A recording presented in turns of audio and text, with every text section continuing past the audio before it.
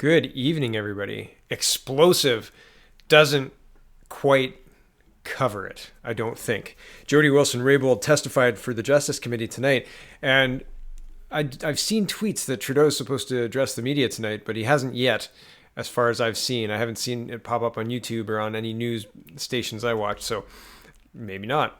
So this is all we've got for tonight. If you haven't seen this, it is absolutely worth the 30-minute watch. There are some jaw-dropping moments. I'm going to show you some of the highlights that I thought were my top 4 or 5. So I'll do this as quickly as possible. And watch the whole thing. I think this government falls on this. I think the leadership, either the leadership changes and the Liberals put in a new leader through an emergency leadership contest, or this government just out and out falls. Man, crazy. Okay, so here's the first minute, and this clearly spells out that Jody Wilson-Raybould was pressured. Here we go. For a period of approximately 4 months between September and December of 2018, I experienced a consistent and sustained effort by many people within the government to seek to politically interfere in the exercise of prosecutorial discretion in my role as the Attorney General of Canada in an inappropriate effort to secure a deferred prosecution agreement with SNC-Lavalin. These events... So that's the whole thing in a nutshell. That's the inappropriate stuff. And basically, that could be seen as obstruction of justice. Could be seen as, well, all the pressure and things that the Prime Minister's office and the Prime Minister himself said and shared in text messages and etc. Wow. I mean, not him himself. There are emails and things from the Prime Minister's office, the PMO, etc. And Miss Raybould will get into that. Hold on, we'll get to the next clip. Okay, this is Miss Wilson-Raybould describing a meeting between her, Prime Minister Trudeau, and the clerk of the Privy Council, I believe, is the other person in the room. And this is about a minute and a half, almost 2 minutes of a clip. But I think it's all worthwhile. This is one coherent scene, and, well, it's very important. Here we go. Done my due diligence and had made up my mind on SNC and that I was not going to interfere with the decision of the director. In response, the Prime Minister reiterated his concerns. I then explained how this came about and that I had received a Section 13 note from the DPP earlier in September and that I had considered the matter very closely. I further stated that I was very clear on my role as the Attorney General and that I am not prepared to issue a directive in this case, that it would not be appropriate. The Prime Minister again cited the potential loss of jobs and SNC moving. Then, to my surprise, the clerk started to make the case for the need for a DPA. He said, quote, "There is a board meeting on Thursday, September the 20th, with stockholders," end quote. Quote again, "They will likely be moving to London if this happens, and there is an election in Quebec soon," end quote. At that point, the Prime Minister jumped in, stressing that there is an election in Quebec and that, quote, "I am an MP in Quebec, the member for Papineau," end quote. I was quite taken aback. My response, and I vividly remember this as well, was to ask the Prime Minister a direct question while looking him in the eye. I asked, quote, "Are you politically interfering with my role, my decision as the Attorney General? I would strongly advise against it," end quote. The Prime Minister said, no, we just need to find a solution. So I'll leave it there. This solution line seems to be running through the whole thing, like the solution. We can find the solution. We can just get SNC this deal. That'll be the solution. And if we can just find a way to get that solution, that's the whole push. And it's very interesting. And these people tap dancing on pressure, saying, is it pressure if your staff do it? And this is earlier on in the interview or in the testimony. But the amount of amateur hour stuff pulled is stuff that you would learn. Experience goes a long way, I suppose. Would learn if you were trying this garbage in a smaller circle. But these people who are trying this are are trying this in our federal government, right? Like, it doesn't take much to learn that this is wildly inappropriate, the stuff that she's describing. And Justin Trudeau saying, yes, of course you understand. I am the member from Quebec, so we need to find a solution, right? Like, how absolutely out of touch must you be to think that that is a reasonable thing to say to the Attorney General? And in addition, have your staff and all sorts of other staff, Bill Morneau and his staff too, get in on it to pressure her to change her mind. And they even say, don't worry about it. We'll get people to write op-eds that support the actions you're taking, that'll say you had to do it or whatever. However, whatever it takes to make you feel comfortable. That's how this government operates.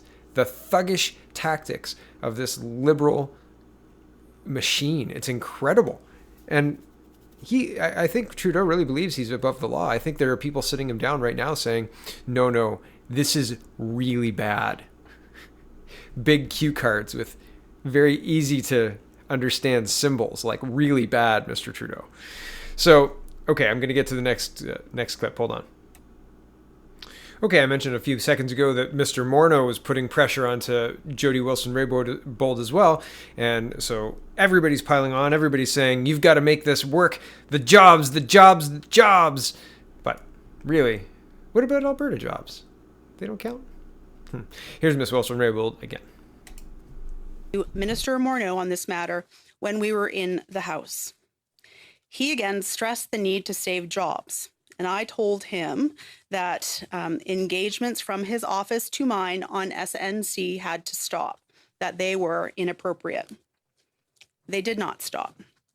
On September the 20th, my chief of staff had phone calls with Mr. Chin and Justin To, both members of the Minister of Finance's office, about DPAs and SNC.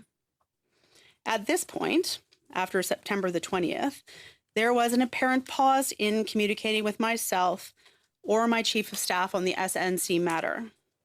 We did not hear from anyone again until October the 18th. Okay, and I'll pause it there. Sorry for my mute on my microphone didn't work. So, very interesting that Bill Morneau is getting in on the pressure. And is that appropriate? Can a government just use all their ministers to put pressure on the Attorney General to change a law for a big company in Quebec? Does that seem like above the board politics to you?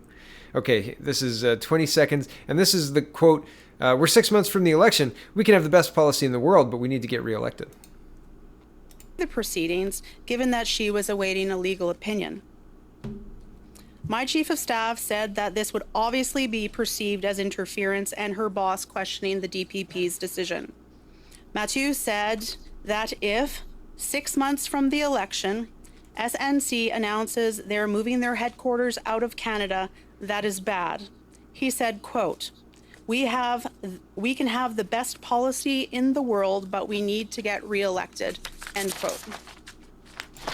So do you think there was political interference in this decision? Do you think that people in the Prime Minister's office were inappropriately putting pressure on the Attorney General, the former Attorney General, for any reason? It seems pretty obvious to me, right? Maybe I'm wrong, but it seems like that is inappropriate and too much pressure. Okay, I'm going to line up a couple more clips. Hold on.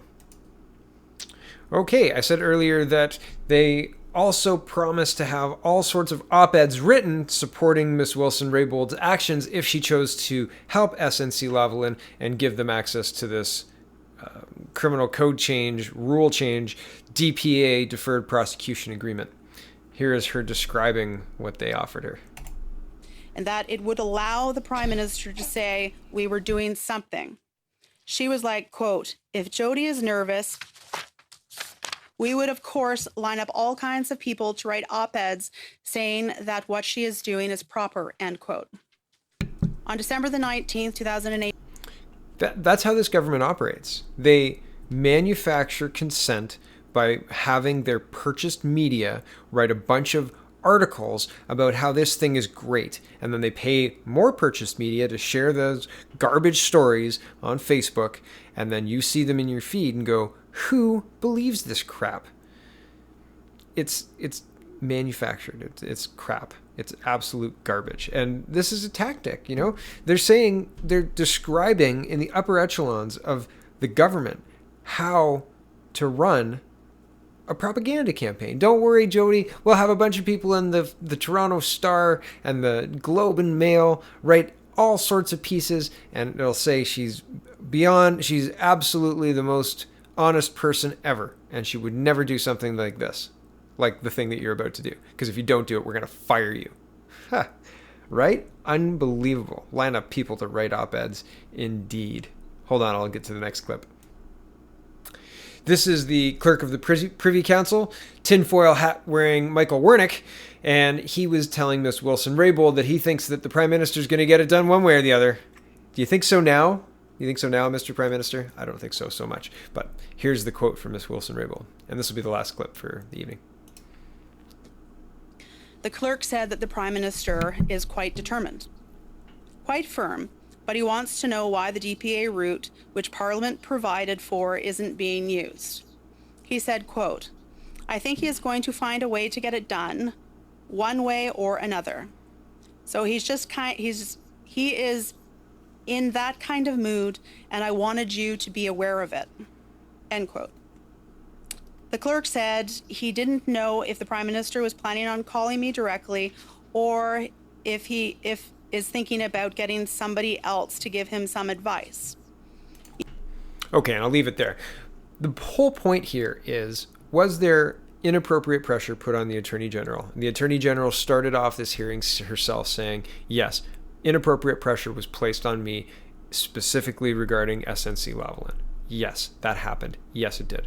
And then she proceeds to go through text messages and other pieces of evidence from her staff who just experienced conversations with people. And that is very damning evidence. Very damning evidence. And Justin Trudeau is in a lot of trouble. And like I said, I don't know if this government lasts through the rest of the week on this, because this is a huge bombshell. This is massive. I don't know if Trudeau knew that she was going to say what she was going to say, or if she had to rope a dope a bit and say, well, I just want to say a little bit or whatever. But if Trudeau knew this was coming, well, I don't know. I don't know how he even begins to spin this. He tried to get out ahead of it by discrediting her with the whisper campaigns, saying she was tough to work with in the newspapers, etc. That I'm sure that came from Butts or the Prime Minister's office, or which used to be the same thing. And so with all of the things that have happened between the breaking of this story from the Globe and Mail on February 7th to now, all of it, she's been silenced up till now. He's been the one talking, right? Trying to do damage control. Nothing to see here. Oh, well, yeah, I guess maybe we shouldn't have done that. Oh, well, I guess Mr. Butts needs to step down. Oh, well, maybe he needs a severance package too. Huh. Weird when you quit a job and get a severance package, eh? That's really strange. So, Miss Wilson-Raybould is, in my opinion, holding all the cards. And I think that if this government survives, it will not be with Justin Trudeau at the helm. I don't know if that means Ms. Freeland goes into that position. I don't know if that means that they have a leadership race or what. But this is one heck of an election year. And this is just the beginning. This isn't the end. This isn't the end by any stretch of the imagination. This is, what do we do with this information now, right? And the questions are swirling. And like I said, last I heard is Justin Trudeau will be addressing media tonight. And, well, I'm going to go check now. I don't think I'm going to do another video tonight, but, man, stay tuned. There's lots happening. It's insanity. Thanks for watching, everybody. Have a wonderful evening. And, yeah, stay safe out there.